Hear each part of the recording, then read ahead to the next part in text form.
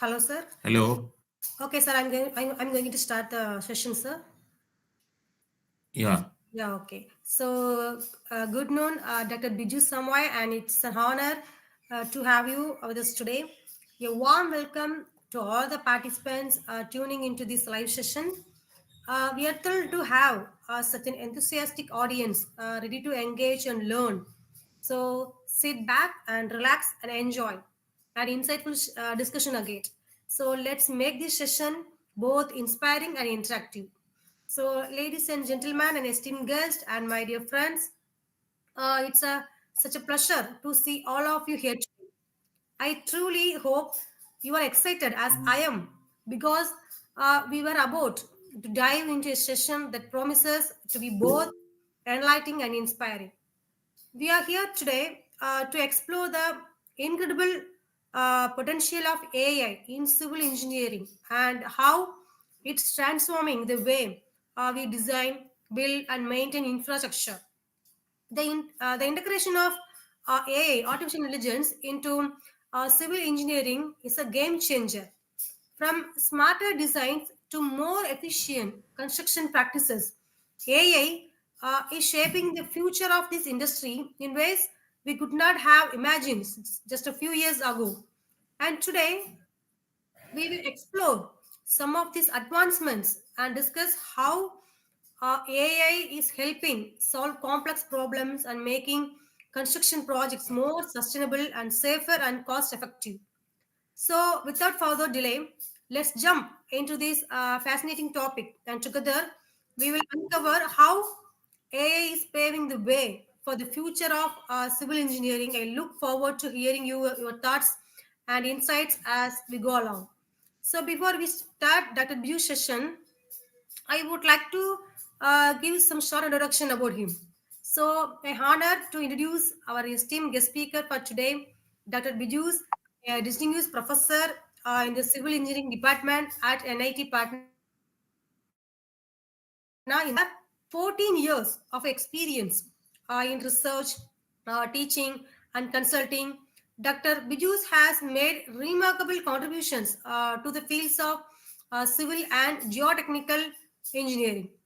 His educational background includes a B.Tech in civil engineering from the Indian Institute of Engineering Science and Technology and MSc in Technical Earthquake Engineering from the Indian Institute of Science, Bangalore, and PhD in the same field. His academic journey continued with postdoctoral research at esteemed institutions, including the University of Pittsburgh and Tampa University of Technology. Dr. Piju's expertise spans multiple areas, including soil liquefaction, structure reliability, artificial intelligence in civil engineering, and disaster mitigation. His innovative research has been supported by prominent organizations like the Department of Science and Technology and the Board of Research in Nuclear Science. His work not only addresses the fundamental engineering challenges but also provides cutting edge solutions through laboratory studies and field experiments and computer modeling.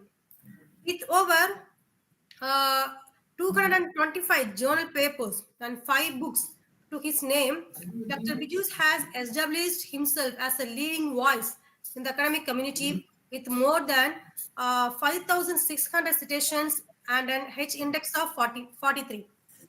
Beyond his research, Dr. Bijus has been recognized with prestigious awards such as the IIT Rookie Shemshar Pragas Research Award and the IGES Sardar Resham Singh Memorial Award. He is a fellow of the Indian Society of Earthquake Technology and holds guest professorship at the University of Science and Technology, Beijing, and a docent title at Tampere University, Finland. Dr. Biju's exceptional career and dedication to advancing civil and geotechnical engineering, along with his commitment to fostering global collaborations, making him an invaluable asset to our session today. So let's all give him a warm welcome as he shares his valuable insights with us. And before we dive into today's session, I would like to take a moment to introduce you to Thames Tech Solutions, a pioneering service venture.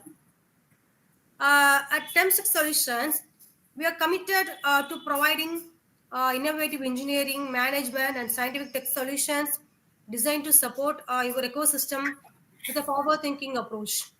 What truly sets us apart is our dedication to offering affordable solutions without compromising on quality. Our professional team is always ready to deliver exceptional business plans and tailored to meet your unique needs. We offer a wide array of services, including digital marketing, web designing, server management, Android iOS app development, and AI tools, just to name a few. Our expertise spans across various sectors, such as industrial research, aerospace and defense, electronics and energy, medical applications, and more, ensuring that we can drive innovation efficiency in every field. Then, additionally, through our Mastering as a platform, this initiative, we aim to unlock the potential of young learners by providing them with the skills necessary for their successful future. We encourage you to be a part of this platform, helping inspire and educate the next generation. So at the end, I would like to introduce to the motto of Dr. Bijus, innovating through research, bridging knowledge with practice, and empowering the future of civil engineering with a global perspective. So I would like to hand over the session to Dr. Bijus and also Lord. Thanks for joining us today, and over to you, sir.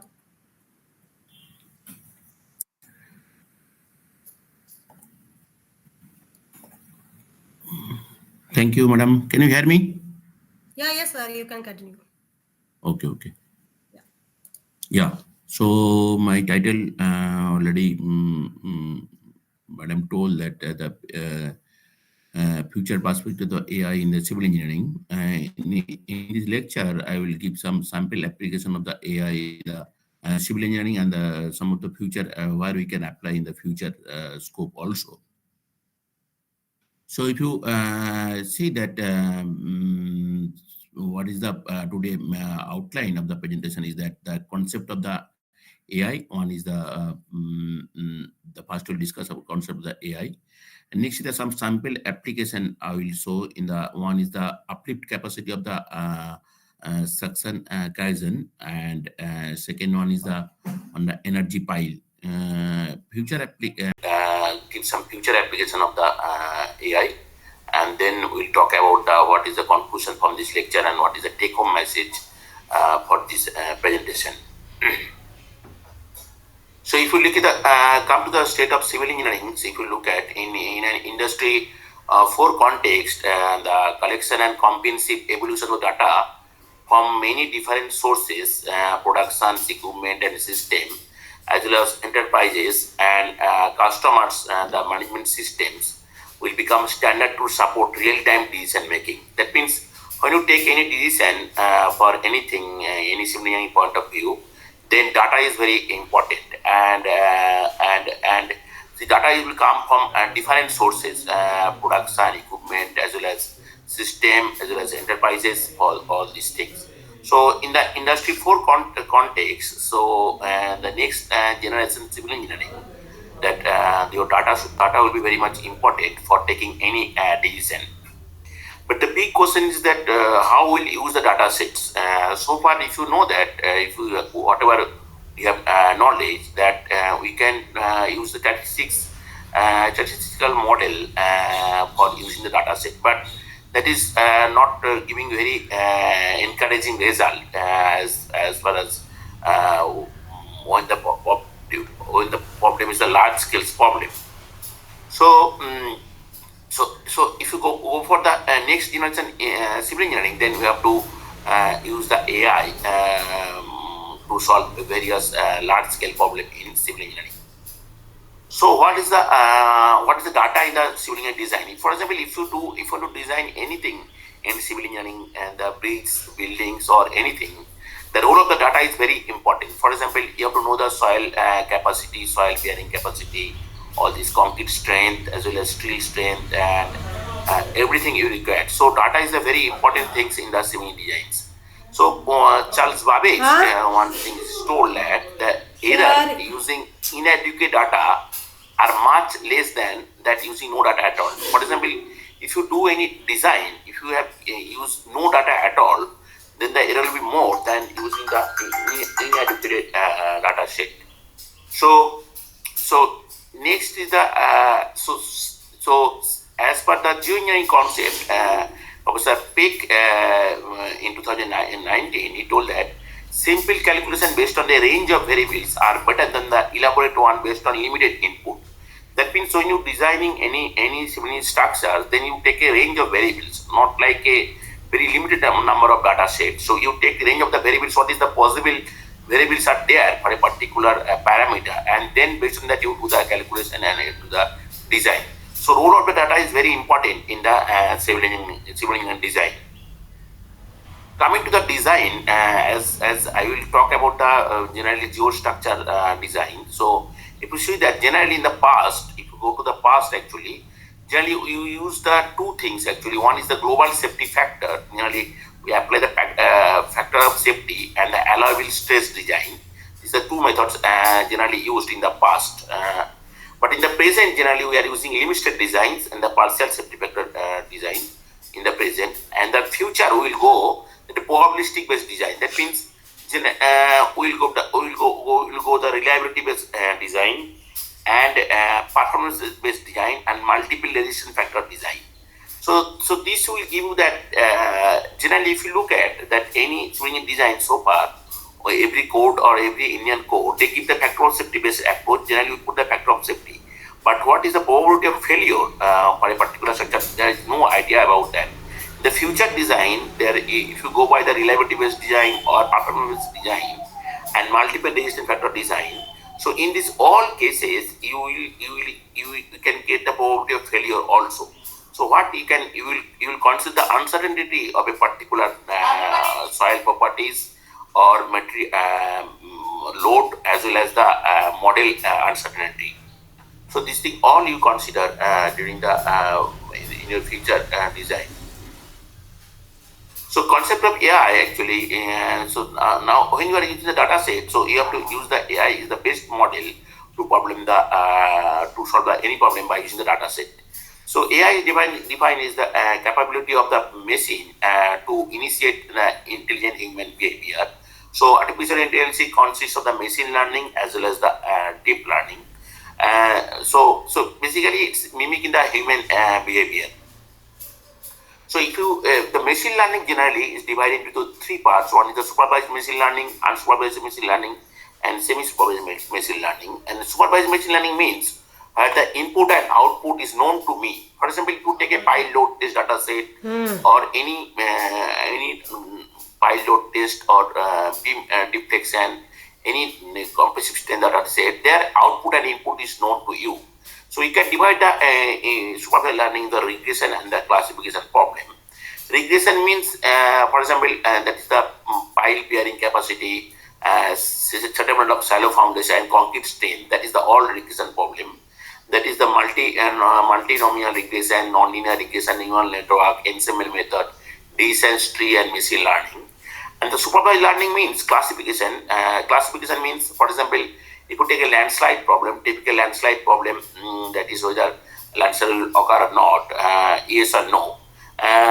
Similarly, liquefaction problem, soil liquefaction problem is a purely a classification problem, that is yes or no. So in this, there's a various methods there, supercomputer machines, K nearest neighbor, Bayesian method, Bayesian belief network, principal component analysis. So plenty of methods are there for the classification. Now, unsupervised learning is very difficult tasks because their output is not known to you. For example, somebody is given a database slope, so whether slope will fail or not. So in this case, you will use the various clustering technique. That is the hierarchical clustering, partitions clustering, k-means clustering, spectral clustering, hidden Markov model, and Gaussian mixture and graph theory. So this all you can use as a clustering technique. And semi-supervised learning means where is unsupervised and unsupervised both are there. In this case, there is an agent-based model, the Markov decision process, and temporal difference learning, dynamic programming, all this. So generally, so far we have worked many people in civil engineering, supervised learning and unsupervised learning work has been done, but semi-supervised learning very few work has been reported in civil engineering. So there is a huge scope of the semi-supervised learning in civil engineering problem. Now I have taken I will also some sample application. That is the one is the uplift capacity of suction caisson. That is a typical wind turbine foundation is there, and they are actually using the caisson foundation. And if you look at that, the uplift capacity of the caisson as the output, that is the load, and it depends on the various parameter. That is the loading rate parameter Tk and L by D. And this is the L, and this is the small d, and d by L, and undense shear strength of the soil, and theta is this is the angle. So these are the all input, and this is the output model. So what are the adapted AI model I have taken actually in this case? That is the Gaussian process regression, multivariate adaptive regression, spine, extreme learning machine, and minimized probability machine regression. This all model I have taken to predict the uplift capacity of the suction caisson. So Gaussian process regression actually in this case the data has followed the normal distribution, Gaussian distribution.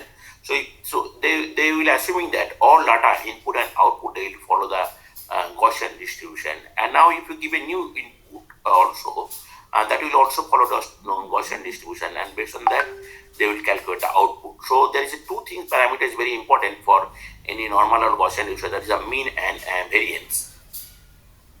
Coming to the mass, it's very interesting is that, for example, if you consider, if you apply the linear regression model, so if you draw a particular linear line, if you look at that, if you want to predict this data set, then your error will be very high.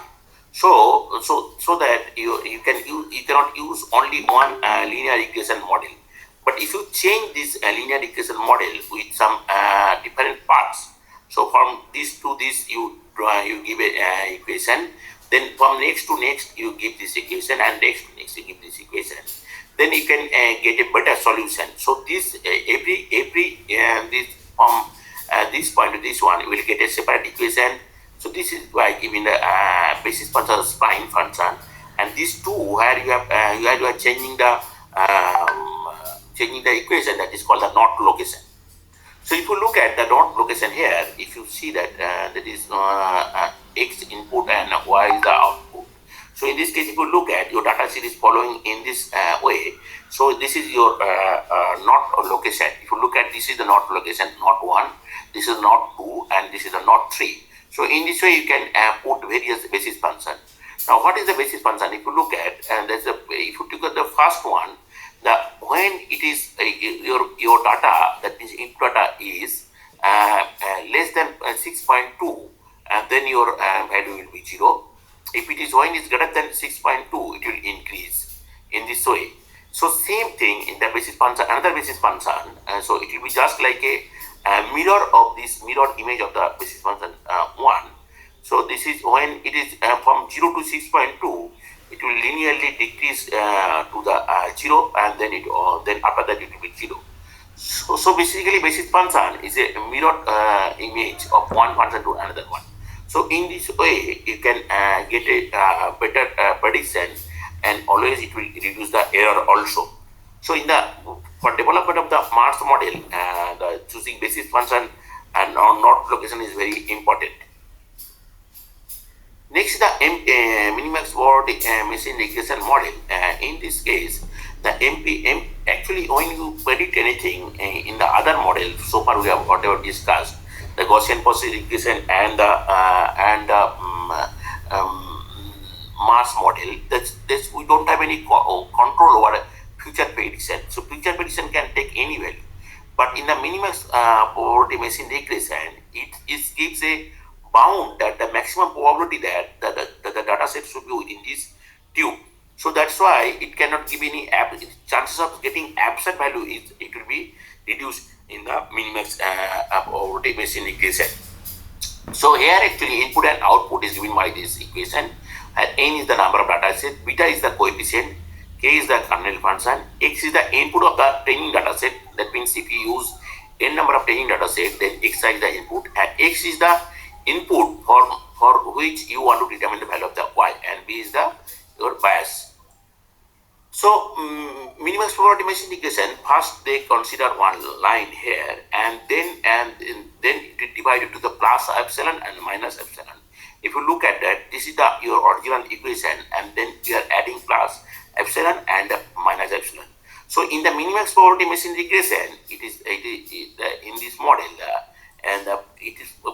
the maximize the probability that the data set should go within this tube, so that we can control the future what the future prediction.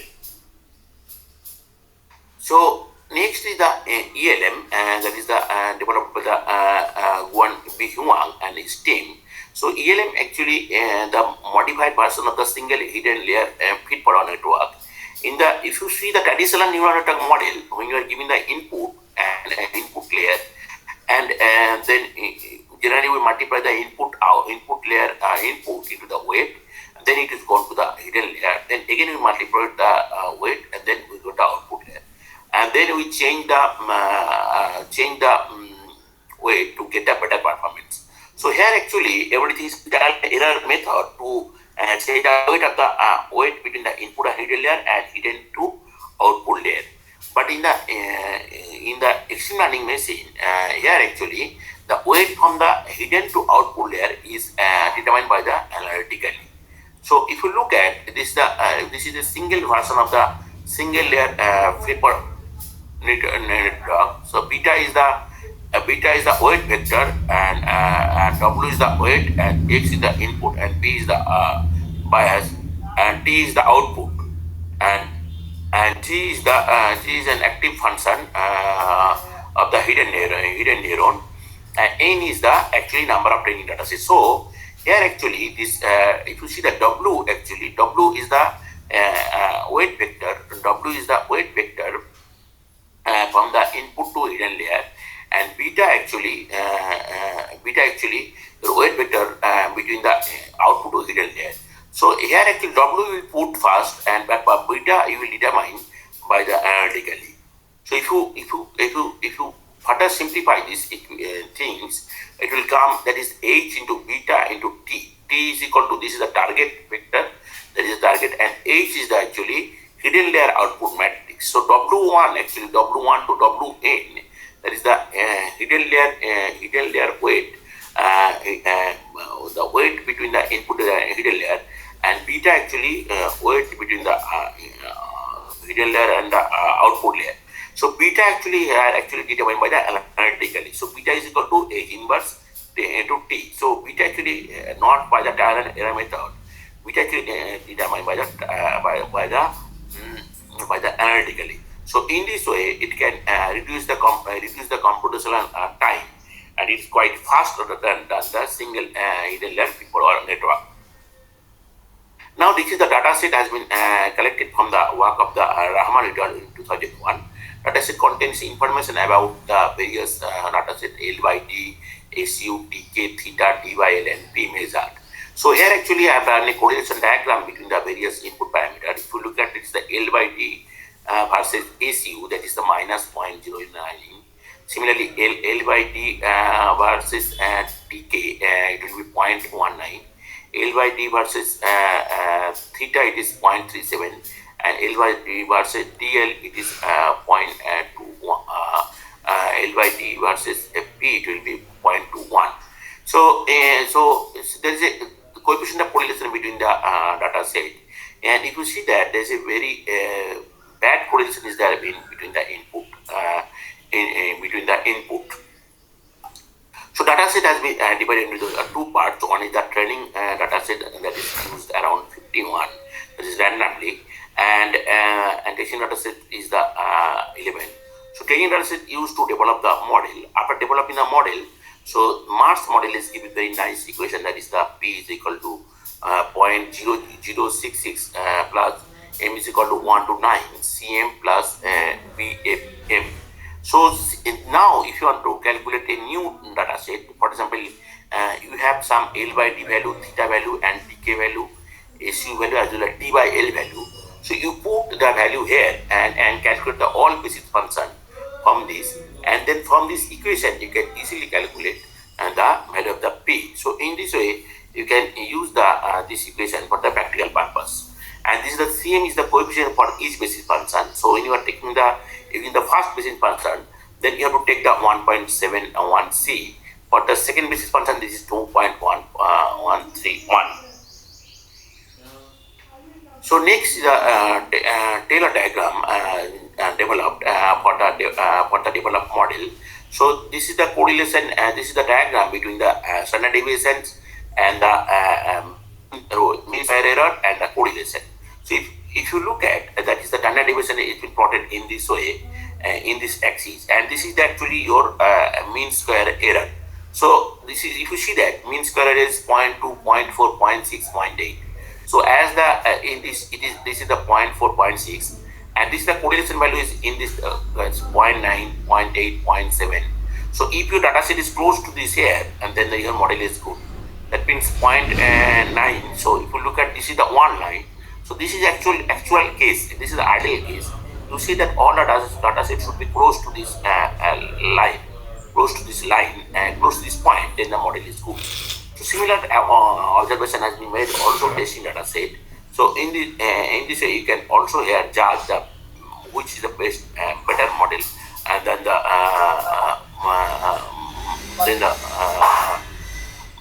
better model. So next is the I have also opposed regression error analysis curve. That is the absolute deviation. That means absolute deviation means what is the actual data and the model prediction by the various model AI model. That is the absolute deviation, and that accuracy is that means if it is zero absolute deviation, that means exactly whatever model is given and actual value is the same, then zero, then your accuracy is 1. That means otherwise the accuracy will go down. So in this way I have developed various model. So if you look at that, this is the area over the curve, and this is the area under the curve. So area over the curve should be as much possible, and it should be close to 0 for both the cases. So if it is close to 0, this area of the curve, then the model is good. So this is the all area over the curve, area over the curve value. So you see that for all model, it is almost close to 0. So it can give a better result than all models giving the quite good result for prediction of the update capacity of comparison. So next is this is a very interesting thing is the energy pile. So energy pile actually this pile the whatever pile we are using, and that pile can be used as a heat exchanger pile. That means if you see that in the summer season generally what happened generally we record the heat. This is the winter season. We record the heat in the building. So what we do actually, we take the ground, the energy pile take the heat from the ground, and through the heat pump, it gives the heat to the building, so that the electricity, the energy cost will be reduced. So here actually in a pile is same like a pile, and then we put one tube here, and then in the tube the water is passing through this tube. So what this energy pile do? It takes the heat from this ground and gives to the heat pump, and it gives to the building. So building heating will be done in the winter season, but in the summer season it will be reverse. So what they are doing? You have to cool the we have to cool the building. So what you do you take the heat from the heat pump, and then you give the pipe to the pipe. You give the heat to the ground surface. So in this way, we can reduce the cost of the electricity for a particular building. Many European countries using energy pile very effectively. All these Sweden, Italy, Switzerland, all these countries they are using this energy pile Italy. But how to design this energy pile is quite a difficult task, because here actually two load will come. One is the mechanical load from the building, and the thermal load also, because during the heating and cooling, the pile will get the extra load from the heating and cooling operation. So capacity of the energy pile has been calculated based on the CPD data, concentration data, and this is the one QC value. This is the concentration data value, and from that you will get the total capacity of the pile, and this is thermal load of the pile. If we add this thing, that will give you the total load. But here actually, I have used the reliability based design here also. So I have used the genetic programming based model to predict the pile capacity. So pile give the equation. So this is x1, x2, x3, and x4. This is all our input actually. This is QC not QC1, QC2, and QC. And this is the FRM SORM model. This is the first order derivative method and second order derivative method. And this is the GP based first order derivative method, and this is the GP based second order derivative method.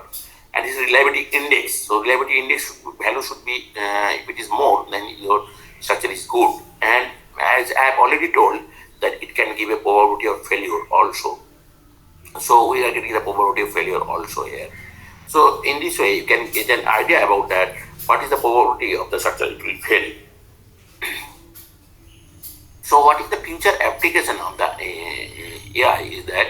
So first, actually, if you look at that generally we have to use the concept of the hybrid AI is coming, because if you look at that in traditional model, generally what you have to do, we have to minimize the error, and error should be close to zero. But if your problem is large, if you use the huge number of data set, so there is classical optimization problem cannot give a good result, because it can reach to the other optimization problem, other optimized minimum value. See, if you look at that, basically we are minimizing the error. So our aim is that error should be zero. But sometimes what happens, traditional AI model, traditional optimization technique, it will go through this and here. Maybe it can reach to the here. That means this is also minimum value. This is minimum value than this. But our aim is that it should be here, because here actually error is zero. That means actual value is equal to predicted value. Similarly, here also, if you look at it, can reach -2 also, then your real will not good. So, but if you use the meta-heuristic optimization technique, then we can solve the problem. Because in meta-heuristic optimization technique, you can give the optimum solution, that this is the best solution. That means best solution is our error should be close to zero. So in a optimization technique, there is a chance that your solution should be close to the zero. So in this way, we can get the better result. So that is the concept of the hybrid model is there. So you can use in the structural health monitoring. If you look at the structural health monitoring, is very important topic in the civilian, because if you look at that, so many old construction is there, so many bridges and buildings. So we don't know about, as the age increase, the infrastructure deteriorate their health also. So, but we don't know about the condition of this of this structure. So what we can do by using the AI, we can properly do the structural health monitor of a particular structure. So if you look at the machine learning and deep learning, you can use, and so machine learning has been used for in the present application. There is damage identification, structural health monitoring, earthquake engine structural damage identification, modeling and prediction of the concrete materials. In the deep learning, you can use the visual inspection of the structure and the structural analysis. So here actually in the future, what we can do actually, you can use the computerized mechanism, Internet of Things of the smart city, and vision-based structural monitoring system. And in the machine learning, you can the data driving structural health monitoring. That means you get the data from the experiment. So you use the various non-destructive testing to get the concrete stain as well as soil stain. Based on that, you do the structural health monitoring, IoT structural health monitoring, and computerized mechanics. So this is a huge scope of the structural health monitoring by using AI. Next is the generally nowadays also we are using various type of wind energy, renewable energies. So one is the wind energy, is the one type of renewable energy. So when you are using the wind farms, so in generally wind farms, so you have to see that where we will put a wind farm, so it will give the maximum output. So it's not very easy task because it depends on the various parameters. So such like environmental criteria, if you look at, that is, it depends on the wind speed, elevation, and the slope of the ground, and distance to the fault zone, distance to the landslide zone, and distance to the bird mitigation path. Second thing is the for economic criteria, it is distance to the transmission line, distance to the main road, economic criteria, and social criteria. If you look at distance to the protected zone, distance to the water bodies, distance to the settlement, and distance to the airport. So these all criteria, if you take, then it will be very problematic to make the where you put the wind turbine so that it will give the optimized capacity. So multi-criteria decision making, that is MCDM method using AI, it can use. Here also you take the data set and divide the data set into two parts, that is the train data and test data, and then you can develop the model, and based on that you can take a decision that where you can put the wind farm so it will give the maximum capacity, it will put the maximum wind energy. Similarly, wind turbine also, that we can put a various type of foundation, wind turbine foundation, because if you look at that, there is various type of wind turbine foundation is there, but AI model can be used by using, it depends on the various parameters, that means wind condition, side condition, and get design variable. So there is a various parameter is there that generally used to select that what type of wind turbine foundation we will use. So AI can be used here to check the type of foundation, means what type of foundation is particular useful for a particular wind turbine. So in this way, we can design the wind turbine, offshore wind turbine properly. So smart building, if you look at that, the smart city project, I think India you know that India is going for the 100 smart city project. So smart building, if you look at that, you take the various sensors, smart sensors, building security, surveillance, smart HVACs, networking and communication, waste management, smart appliance, smart energy and control system. Then you take that whole data from these all sensors and use in the AI, and that will give you the intelligent model to monitor the building properly. So in this way, you can monitor the building properly. That is called the smart building. Similarly, the monitoring the infrastructure, that is very important things. So, for example, if you take the bridge, this is the bridge actually. So you calculate the various parameters: pH, ions, gases, temperature, moisture, corrosion rate, all these. So this is all of the data set. So data set is there, data transmits to the cloud and server storage, internet, all these, and then you do the database and knowledge discovery, and then you apply the machine learning, and then you look at that. What is the condition assessment, aging management? It means what is the condition of a particular structure now. Just now I have told the structural line monitoring. Same concept has been used here also, and then you check that what is the condition assessment, and then you predict the service life, that what is the service life of the structure, and then based on that you take the precaution or retrofitting of the structure particularly. So it's very useful because that's a plenty of buildings and bridges is there in India that is old, that is very old, almost 50 or 60 years back we have developed. We don't know the present condition. What is the condition of the building? What is the condition of the bridges? So this type of techniques, if we use, then we can monitor the infrastructure properly. So AI in construction, actually, this is very much smart robotics has been used to go to the cloud VRs, AIoT, and the 4D printing, blockchain, digital twins. So construction 4 plus AI technique has been used very much to go for the AI in construction. So if you see that digital twin simulation, simulate the real by the digital prediction, predict the possible issues like structural leaks, safety hazard, conflict optimization, facilitate smart resource allocation, lower cost, accident process risk operation. 3D printing, actually we know actually the 4D printing also come with the time by using the AI, how with the 4D printing, blockchain, integrate with the building information modeling, that is a very new subject of the building information modeling, BIM, smart contractor and supply chain.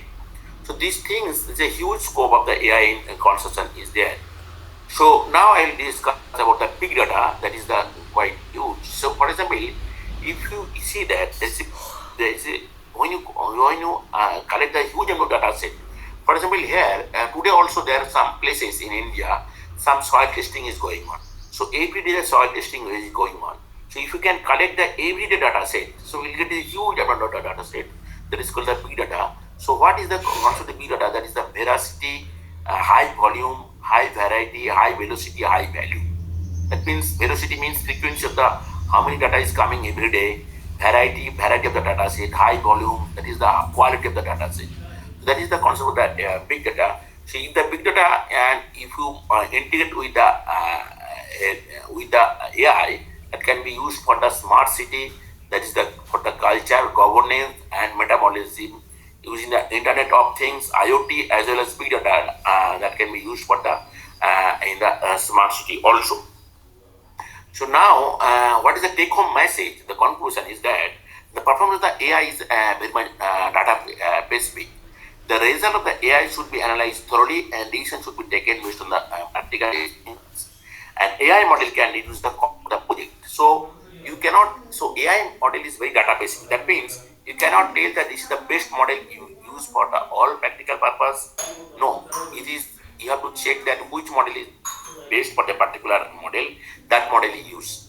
In the second conclusion, the AI model cannot be used blindly. You have to use the result thoroughly, and then you have to take the decision based on the practical experience. So you visit the site, you take the you maybe you discuss with the people, then you take the decision. And AI model can reduce the cost of the project முடிச்சுட்டு because வர by reducing the number of days, it can reduce the இல்ல cost இல்ல of இப்போ the முடிச்சுட்டு project. Last வந்துட்டாரு. So this is some of the published book. அவர் It is publish book available in the வந்துட்டார்ல Amazon இதுல. also. This is my handbook neural computation. That is I have a invitation from the water Elsevier K to ஆனா அன்னைக்கு நம்ம இடையில this is பேசுறதெல்லாம் கேட்கணும்னு நினைக்கிறேன். white book. It's in the Google Scholar almost got 100 citations. This is the அதுல வேற video எதுவுமே engineering இல்ல, ஆனா application in எப்படி Spring வருதுன்னு that I have தெரியல. published. பாப்போம். This is also handbook of holistic model that is also related to the machine learning. This almost all books are related to the machine learning. So these books are very useful for the beginner as well as for the research purpose. So this is actually my Amazon author profile. So you can purchase the book from if you use actually from this author profile. So thank you. சரி This is okay my சவுண்ட email போறா address A. contact. If you can wish, if you can ask any question or you can email me for any question. Thank you. Yeah, thank you, sir. Thank you so much for the wonderful presentations. I have some questions here. So, shall I ask the questions? Hello, sir. Hello. Hello, sir. Shall I ask the questions? Yeah, Yeah, definitely. sure. Okay. In my first question, how do you foresee the integration of AI in optimizing the design and construction processes of infrastructure projects, and what benefits can we expect in terms of cost efficiency and sustainability? Can you repeat the question? Yeah, sure. How do you foresee the integration of AI in optimizing the Hmm. design and construction processes of infrastructure projects? And what Hmm. benefits can we expect in terms of cost efficiency and sustainability? Okay. Yeah. So what we actually that is one thing is that first of all you design the various option. For example, when you are designing something, you will take a various option and do the cost analysis for each cases. Okay. Then you try to develop a model. So your input will be something that is this is the concrete strain and this is the cost, and then you find that sensitivity analysis to get that your cost is which parameter is the maximum effect. So based on that, you can reduce that parameter, or in this way you can do by sensitive analysis. You can do the cost effective analysis. Next is the sustainability means. For example, if today's structure is there, for example, you have developed today's structure. So what after 3 years, what will be the condition of the structure? By using a you can measure. So from that 3 year data set, you can measure also future prediction also. So what will be the condition after 10 years? So in this way, you can do the sustainability measurement, and based on that, you can take the precaution also. Oh, thank you, sir. In my next question, how can AI based machine learning algorithms be leveraged to improve soil and geotechnical assessments? And what impact would this have on construction in challenging environments? Yeah. So that is very good question. For example, madam, for example, you want to make one airport. Okay, so Okay. you will take almost 500 acre or 600 acre land. So what you do test some point. Based on Okay. that, you take the decision. This will be the foundation. This will be my Okay. foundation. But you don't idea about that.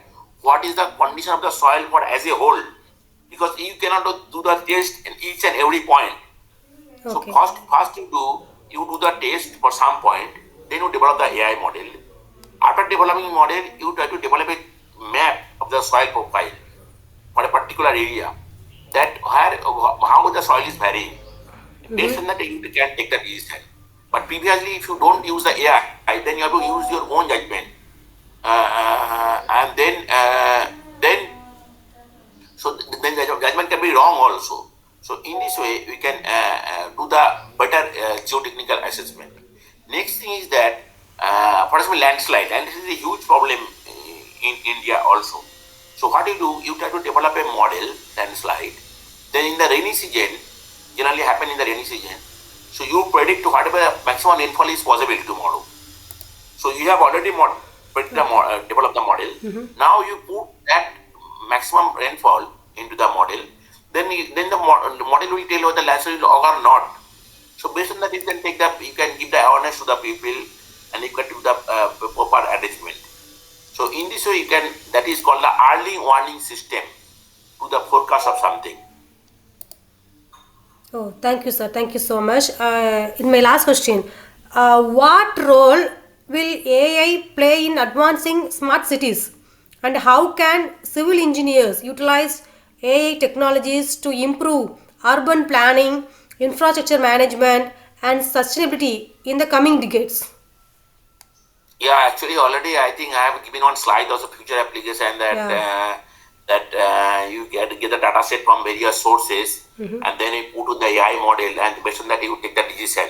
When the this thing, all things that already I have told, and there is a plenty of papers are there that how we can AI the solve, because it is possible. Because for example, if you can, or if you got take any big city and take the 100-year data set of waste management, then Okay. next year, what will be the waste generation is possible? How much waste will be generated? So what type of things we can do it? That we can do it in this way. I'm giving you a small example. Waste generation. Okay. Okay. Thank you, Okay, sir. because waste generation is a big problem. Okay, great. So thank you, sir. Thank you for the useful answers.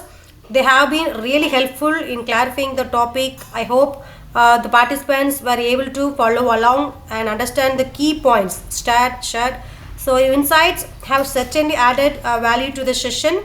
So finally, as we come to the end of this enlightening session, I would like to take a moment to extend our heartfelt gratitude to Dr. Bijus for sharing his invaluable insights with us today. Dr. Bijus, your deep knowledge of AI in civil engineering and your vast experience in the field have truly broadened our perspectives.